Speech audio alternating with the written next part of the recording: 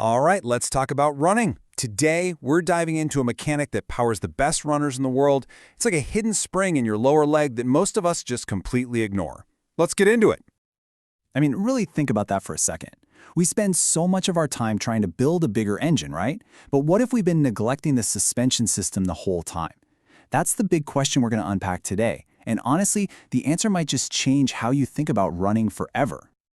So in this first part, we are going to pull back the curtain on this so-called secret spring, this hidden piece of the puzzle that really separates the good runners from the truly great ones.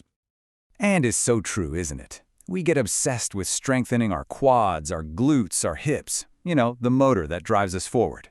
But today, we're shifting our focus way down to the lower leg, to the tendons and calves that act as our body's own high-performance suspension. So, what is this secret mechanic anyway? Well, it's called the ankle pop.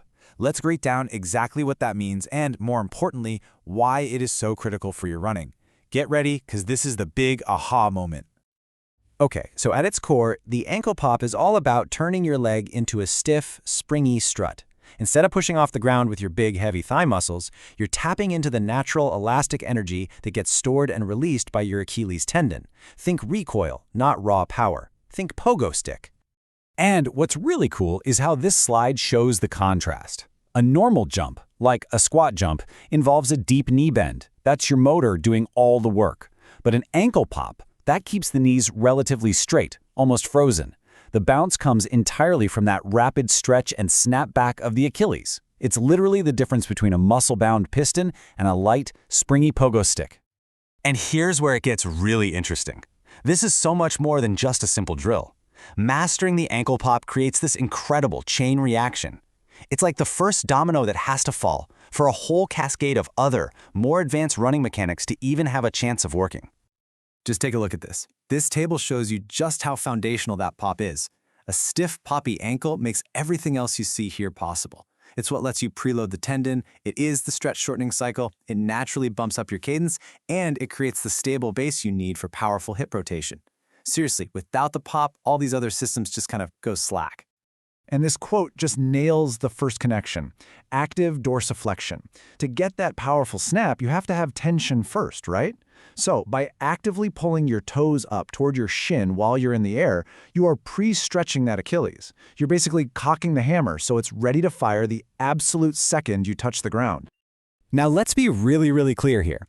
The ankle pop doesn't just use the stretch shortening cycle, it is the stretch shortening cycle, just in its most pure, isolated form. You're loading that tendon as you land, and then it immediately shortens, springing you right back up. And the cool part is, practicing this actually makes the tendon itself stiffer and more powerful over time.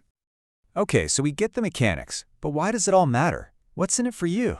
Let's talk about the real, tangible results every single runner is looking for, and how the ankle pop is the key to unlocking them. It boils down to two massive payoffs. And I mean massive. First, you get a longer stride without even trying. And second, it naturally cleans up your running form, especially where your foot hits the ground. Now this is a total game changer. So many people think stride length is about reaching forward with your foot. It's not. It's about how much time you spend in the air. A powerful ankle pop gives you more vertical force, which means you get more flight time. And with more time up in the air, you just naturally travel further forward with every single step. It's longer strides, basically for free. And maybe the best part of all of this, the drill is a self-correcting tool. You physically cannot do a proper ankle pop if you land on your heel. There's just no spring back there. And landing way up on your tiptoes is way too unstable. The drill itself just naturally guides you to land on the ball of your foot, right where you want to be, under your center of mass. All right, you're probably sold on the why by now, so let's finally get to the how. Here are the exact drills and mental cues you need to start building your own powerful ankle pop. The first and most important cue to burn into your brain is frozen knees. I want you to imagine your knees are in a soft cast. They shouldn't be locked out stiff, but they shouldn't bend to absorb the impact either. This is what forces all the work down into the ankle and Achilles tendon, exactly where we want it. I love this one. The floor is lava. As soon as your foot makes contact with the ground, it has to explode back up. The whole goal here is to spend as little time on the ground as humanly possible. Think quick, think light, think springy. Don't sink into the floor. And the progression is really simple. You start with a double leg pogo. Just bounce in place with both feet, really focusing on those two cues, frozen knees and minimal ground time. Once that starts to feel comfortable, you can progress to the single leg pogo. Now this is much harder, but it's what directly mimics the single leg action of actual running. Okay, but before you race outside to start hopping around, we absolutely need to talk about safety. Because this drill loads your tendons, not your muscles, the risks are a little different. We've got to be smart about this. We need to be aware of three main risks here: irritation of the Achilles tendon, shin splints, and in pretty rare cases, stress fractures.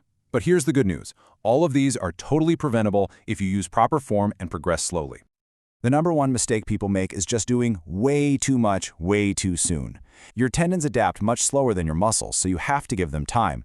So please, start slow, begin with just a couple short sets on a soft surface like grass, and then gradually increase the volume over weeks, not days.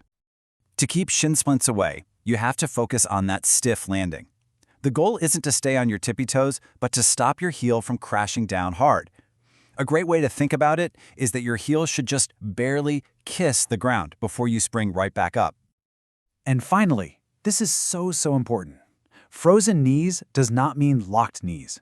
You must maintain a tiny little micro bend in your knee at all times. This soft knee makes sure that the impact is absorbed by your muscles and tendons, not sent rattling straight up into the bone. So to bring this all home, just think of it this way.